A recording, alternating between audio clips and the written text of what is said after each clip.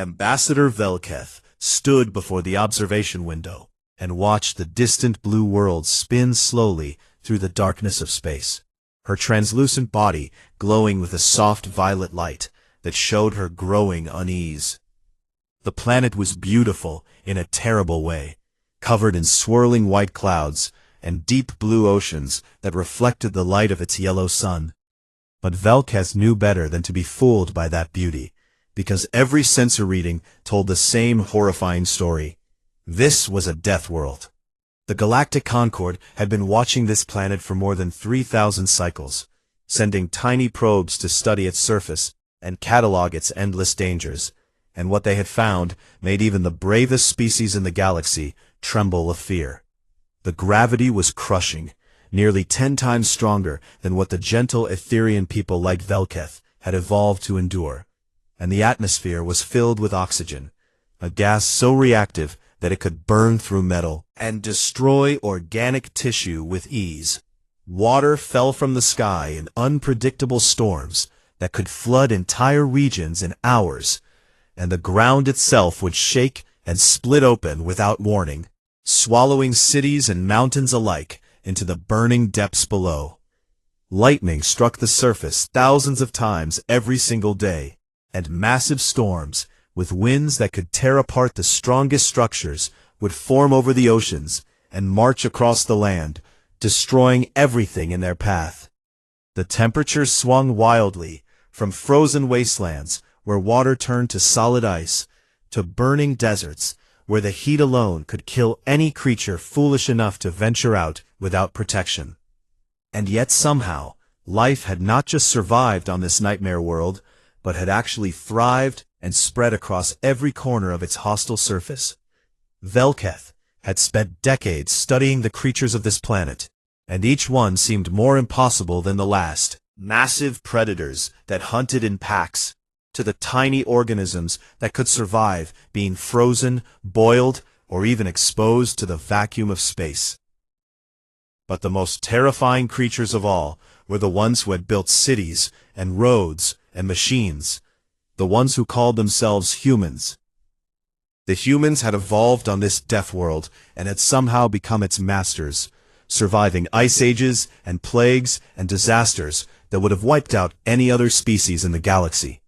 And they had done it without any of the natural advantages that other intelligent species possessed. They had no claws or fangs or armor or venom, no ability to fly or breathe underwater or regenerate lost limbs. Nothing but their strange forward-facing eyes and their bizarrely dexterous hands and their oversized brains that never seemed to stop thinking and planning and dreaming. Velketh moved away from the window and floated through the corridors of the observation station, her form passing through the recycled air that kept the facility running in secret beyond the outer planets of the human system. The station had been built long before she was born, designed to watch and wait and report back to the Galactic Concord about the progress of the Death World species below. For most of those 3,000 cycles, the humans had been primitive, fighting each other with sticks and stones, and slowly learning to farm and build and create the first traces of civilization. But then, something had changed. In just the last few hundred cycles, the humans had exploded with technological advancement, discovering electricity and engines and flight and nuclear power with a speed that left the Concord scientists stunned and frightened. They had walked on their own moon, sending their fragile bodies across the void in metal cans that should have killed them a dozen times over, and they had done it simply because they wanted to see what was there. Now they were close, terribly close, to discovering the secret of faster-than-light travel. And when they did, they would finally reach out into the galaxy and discover that they were not alone. Velketh entered the communication chamber and activated the link to the Concord Parliament, watching as the holographic images of 100 different species flickered to life around her. High Chancellor Morveth of the Crystalline Cathari spoke first, his voice ringing like chimes in a wind that Velketh could not feel. "Ambassador, what is your report on the Death World species?" Velketh gathered her thoughts before responding, knowing that her words would be analyzed and debated by beings across 1,000 worlds. The humans continue to advance at an alarming rate, High Chancellor. And my projections suggest they will achieve interstellar capability within the next 50 to 100 cycles. Murmurs rippled through the assembled representatives, some worried and some curious, and some simply afraid.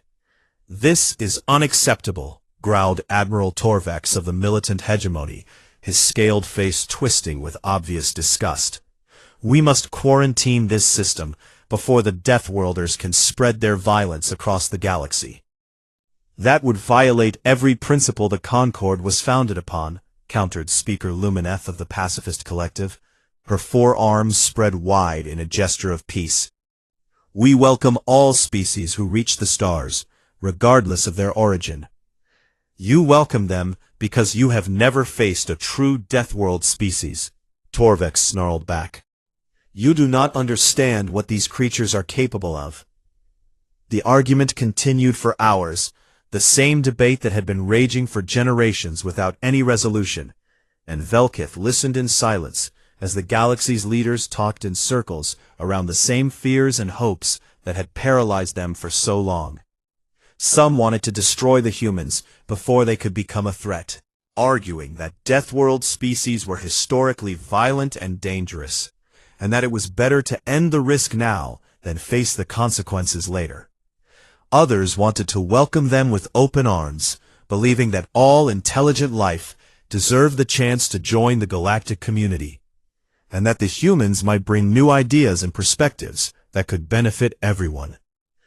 But most simply wanted to wait and see, too afraid to act, and too uncertain to decide, hoping that somehow the problem would solve itself without requiring them to take any responsibility.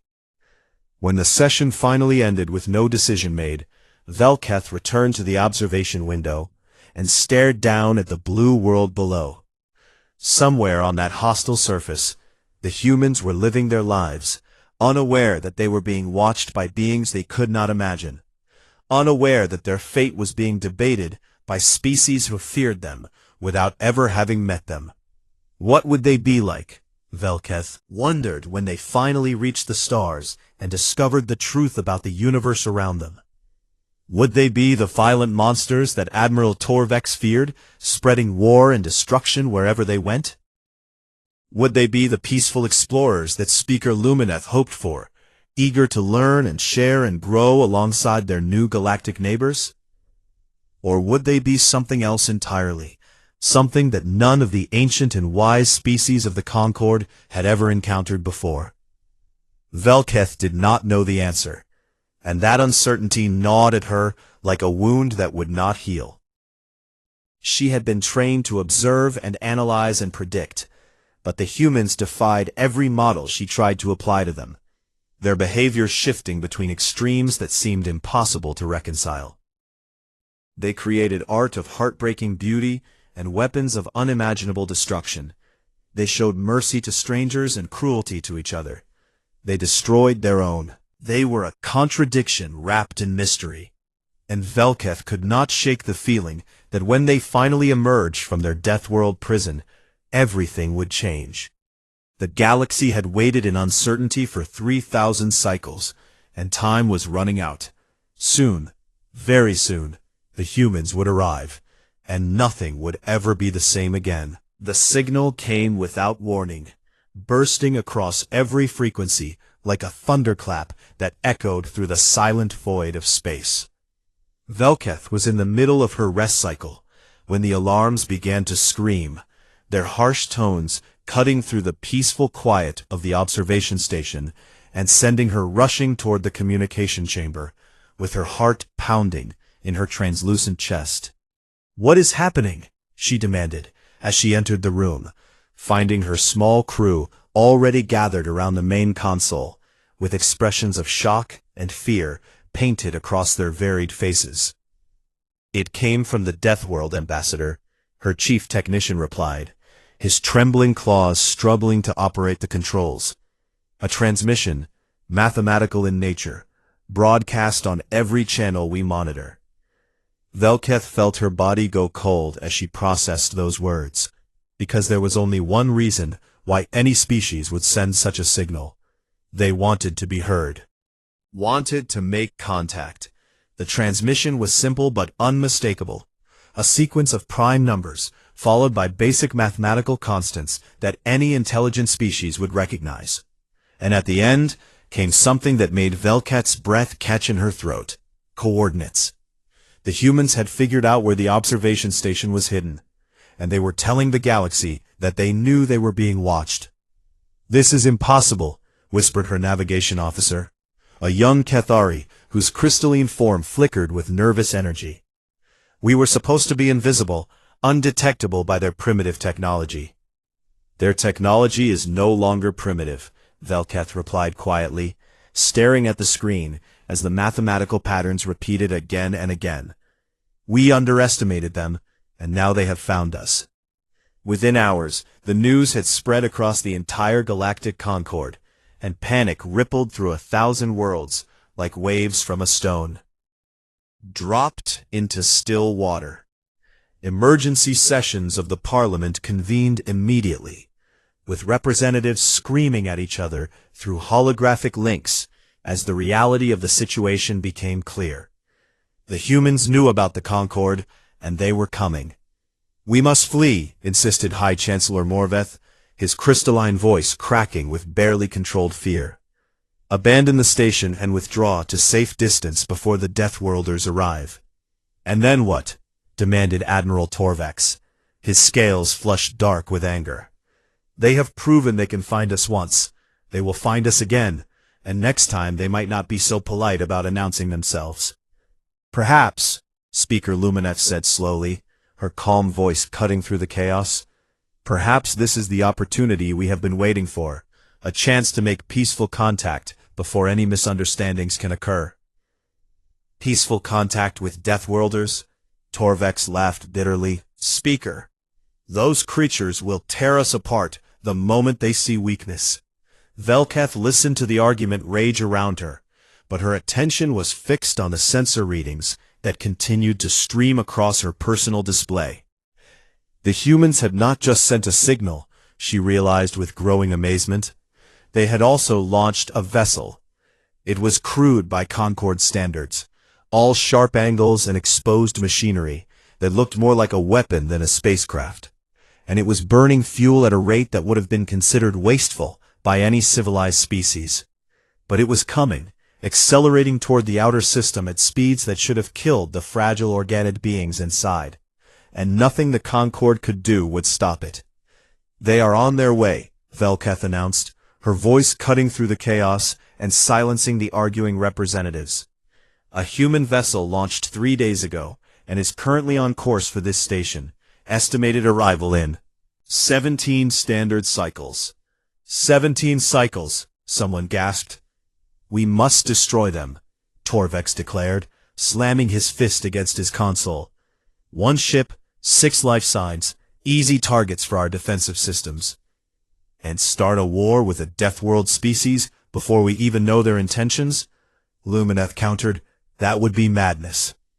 The debate continued for hours, but in the end, the Parliament made the same decision it always made when faced with uncertainty.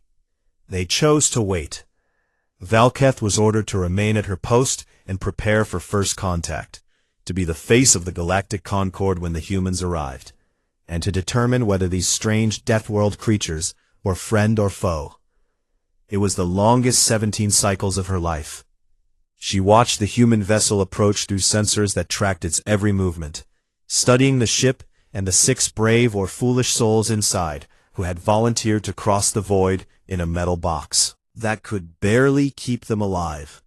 The conditions inside that ship would have killed any Etherian within hours. The gravity alone would have crushed her delicate form, and the recycled air and water would have poisoned her long before the journey was complete. But the humans endured, just as they had endured everything else their death world had thrown at them, surviving through nothing but sheer stubborn refusal to die. When the ship finally arrived and began docking procedures with the station, Velketh positioned herself in the airlock chamber and tried to control the trembling that threatened to shake her translucent body apart. She had studied humans for decades, had watched recordings of their behavior, and analyzed their psychology, and prepared herself for this moment. But nothing could have truly readied her for what came next. The airlock cycled open with a hiss of equalizing pressure, and the humans stepped through. There were 6 of them, dressed in simple suits that protected them from the unfamiliar environment of the station, and they moved with a fluid grace that spoke of predators perfectly adapted to their hostile world. Their leader was a female, according to Velketh's files, a woman named Commander Chen with dark hair and eyes that seemed to look right through everything they observed. She was not tall by human standards, but she radiated a presence that made her seem larger than any of the aliens waiting to receive her.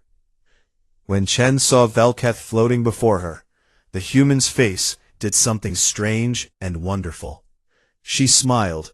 It was a terrifying expression by any objective measure, a baring of teeth that in most species would indicate aggression or threat.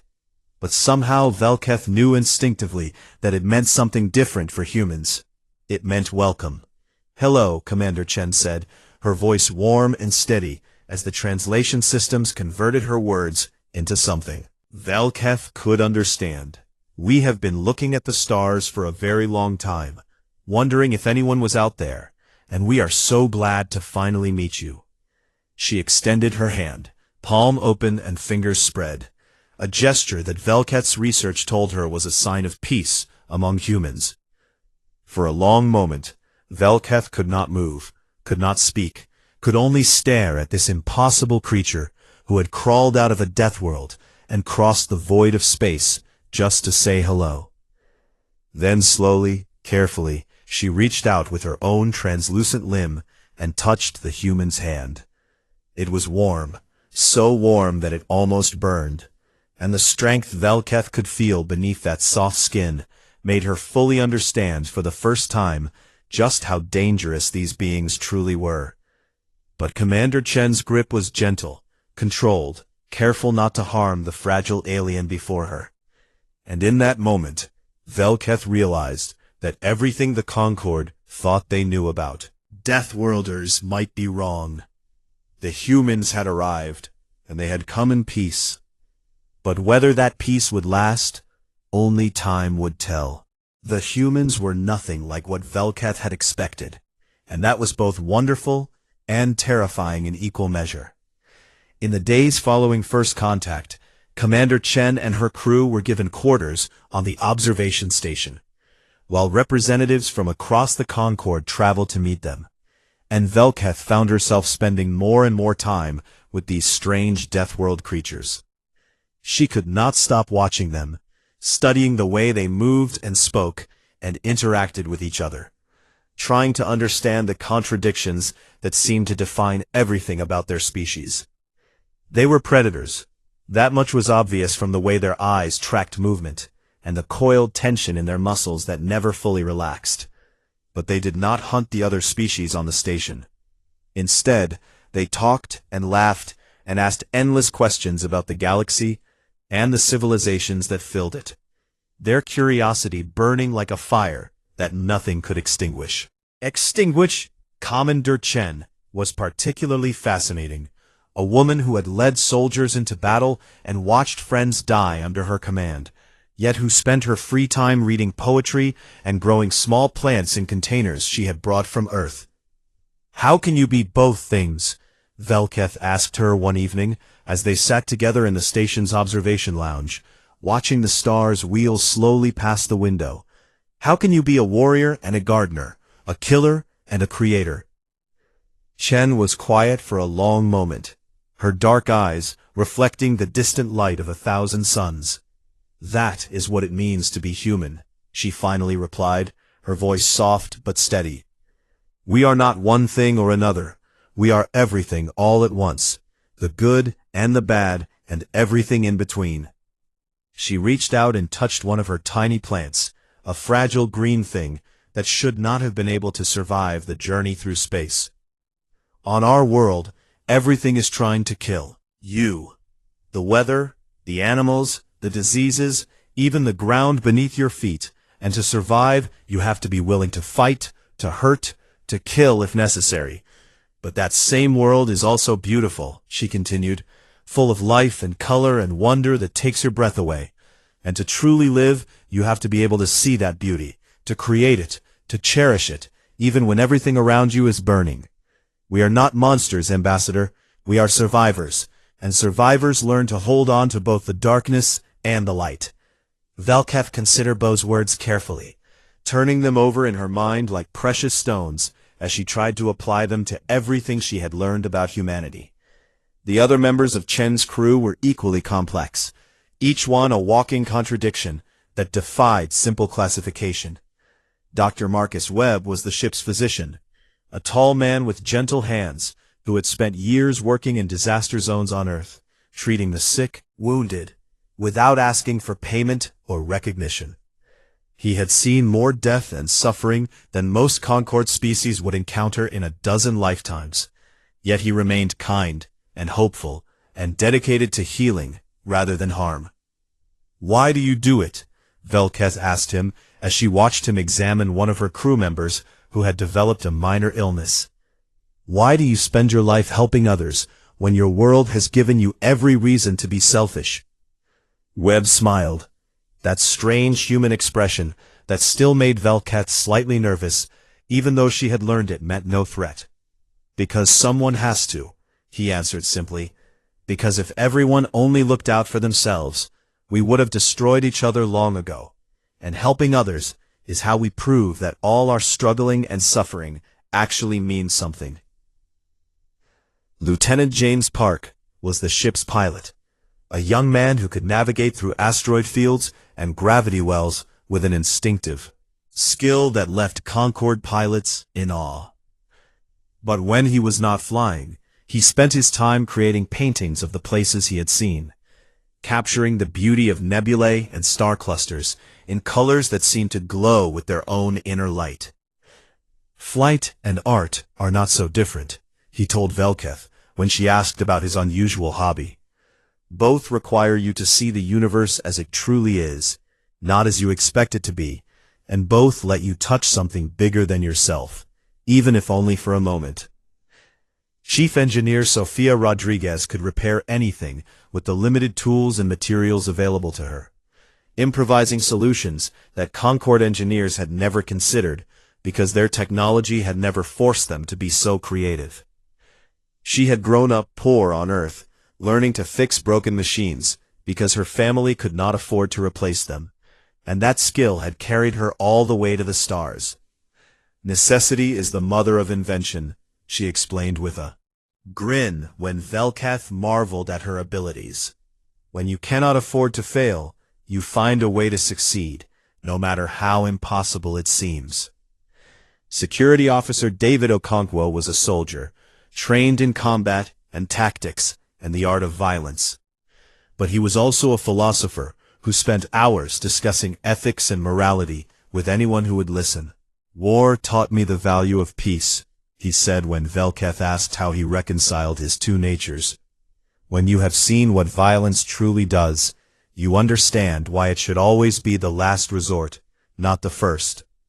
And you fight harder to find another way." Communications specialist Lynn May was the youngest of the crew, a woman barely into adulthood by human standards. But she could learn new languages faster than any translator system Velketh had ever encountered. She was also the one who had first detected the observation station signals and figured out how to decode them. Encryption that was supposed to be unbreakable. "Puzzles are just problems waiting to be solved," she said with a shrug when Velketh praised her abilities. "And every problem has a solution, if you are willing to look at it from enough different angles." As the days passed, word of the human visitors spread across the Concord, and reactions varied wildly from species to species. Some were curious, eager to learn more about these strange Deathworlders who had emerged from their hostile world with such surprising grace. Others were suspicious, convinced that the humans' peaceful behavior was merely a trick to lower the Concorde's defenses before the inevitable attack. And some were afraid, terrified by the implications of a species that could survive the unsurvivable and thrive in conditions that would kill any other intelligent life. Admiral Torvex remained convinced that the humans were a threat that needed to be eliminated before it was too late. Was not alone in his fears, but Speaker Lumineth argued that the humans represented a unique opportunity, a chance to learn from a species that had faced challenges no other civilization had ever overcome. "They are not like us," she declared before the Parliament, "but perhaps that is exactly what we need. Perhaps their differences are not weaknesses to fear, but strengths to embrace." The debate continued, but Velketh had already made up her mind. These humans were dangerous, yes, but they were also something more, something the galaxy had never seen before. They were hope forged in fire, compassion born from suffering, light that had learned to shine in the darkest places. And when the true test came, as Velketh somehow knew it would, the humans would show the Concorde what it really meant to survive. The Vreth came without warning, emerging from the darkness between stars like a nightmare given form. Velketh was in the middle of a diplomatic meeting when the alarms began to scream, their harsh tones echoing through the station as emergency lights bathed everything in blood-red shadows. "What is happening?" Commander Chen demanded, already on her feet and moving toward the door with the fluid grace of a predator sensing danger.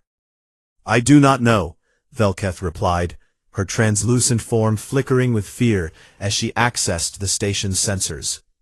"But whatever it is very, very bad." The readings that appeared on her display made her blood run cold. A fleet of ships had entered Concorde space, hundreds of vessels arranged in the distinctive formation that every species in the galaxy had learned to recognize and dread. The Vreth Dominion had arrived. The Vreth were ancient, older than the Concorde itself, a hive species that had consumed entire civilizations and stripped worlds bare of life. And for millennia, the Concorde had survived only by paying tribute and pretending not to notice as the Vreth devoured their neighbors. They were locusts on a galactic scale, endless and hungry, and utterly without mercy. And now they were heading straight for Earth. "Why?" Chen asked, her voice tight with controlled fury as she studied the sensor data. "Why would they attack now, after all this time?" Velketh's heart sank as she realized the terrible truth. "Because of you," she whispered. "Because they learned about humanity, about a new Deathworld species with the potential to challenge their dominance, and they have decided to eliminate the threat before it can grow. The humans had not even joined the galactic community yet, and already their existence had triggered a war." Emergency messages flooded the communication channels as the Concorde Parliament scrambled to respond. Transmissions was obvious to anyone who listened. "We must surrender," High Chancellor Morveth declared, his crystalline voice cracking with barely controlled panic. "The humans are not worth the destruction the Vreth will bring upon us all." "Surrender means death," Admiral Torvex growled, but even his aggressive tone had lost its usual confidence. "The Vreth do not take prisoners. They do not negotiate. They only consume." "Then what do you suggest?" Morveth demanded. "Fight them with our outdated ships and untrained crews? We have never needed military strength. We have never prepared for a war like this." The argument raged through the holographic link, but it was Speaker Lumineth who finally spoke the words that no one wanted to hear. "We have only survived this long because we were not worth the effort to destroy," she said quietly. "But now the Vreth have decided we are in their way, and there is nothing we can do to stop them." The Parliament. The terrible silence of hope dying in the hearts of 1,000 worlds. And then Commander Chen stepped forward. "You are wrong," she said, her voice cutting through the despair like a blade through shadow. "There is always something you can do, always a way to fight, always a chance to win." She looked at the assembled representatives. these ancient and powerful beings who had ruled the galaxy for longer than humanity had existed.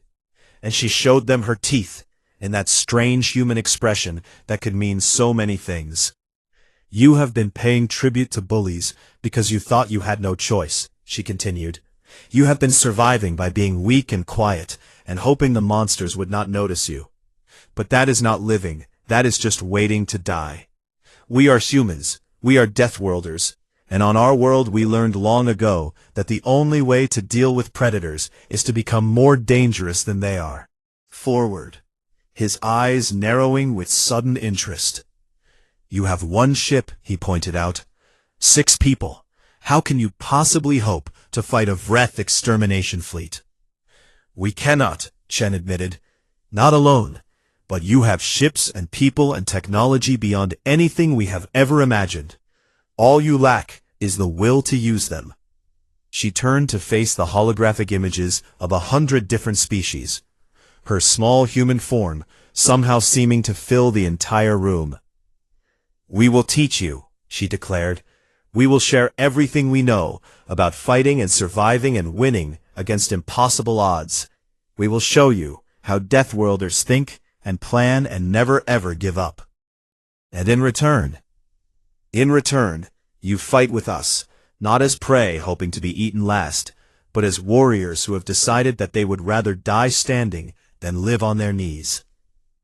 The Parliament erupted into chaos, arguments and accusations flying in a dozen different languages. Velketh watched Commander Chen standing calm and steady in the middle of the storm.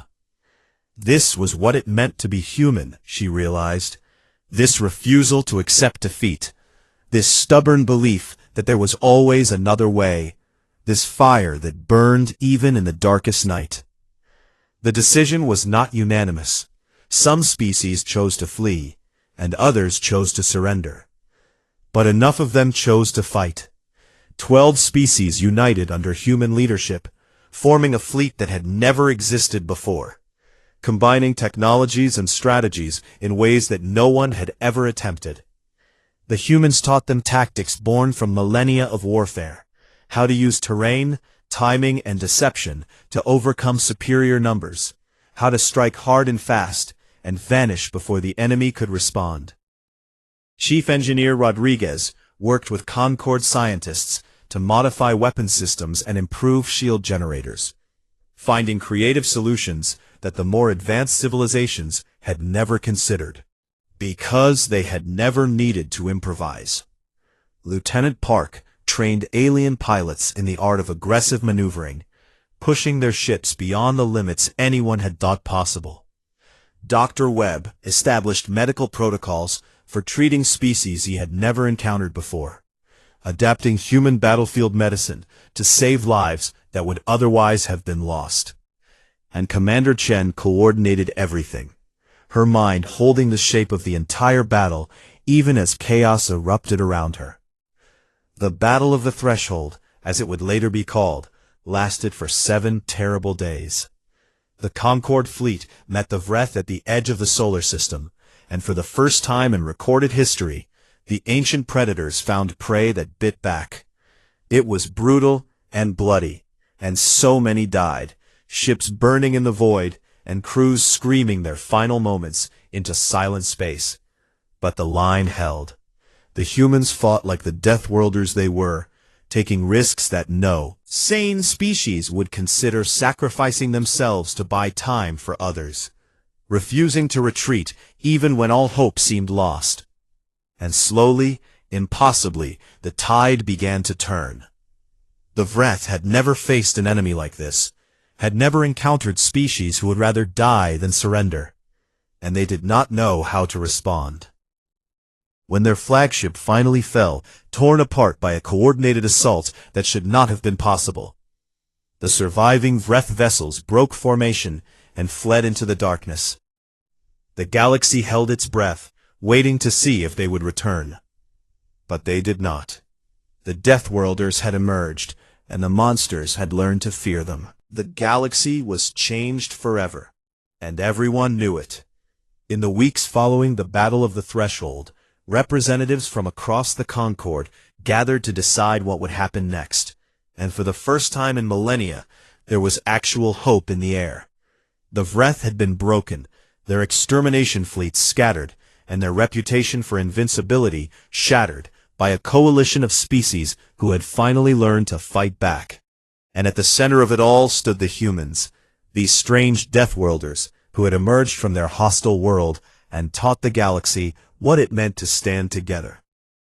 Commander Chen addressed the Parliament one final time before returning to Earth, and Velketh watched from the observation gallery as the small human woman faced the assembled leaders of 1,000 civilizations.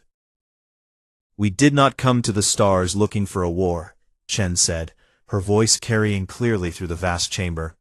"We came looking for friends, for neighbors, for others who had looked up at the night sky and wondered what was out there. And we found you, all of you, so different from us, and yet so similar in the ways that matter most. You dream, and hope, and fear, and love, just like we do, and that makes us family." She paused, looking around at the sea of alien faces that surrounded her. The Vreth will return someday, or something else will rise to take their place, because the universe is vast, and darkness has a way of filling every corner if you let it.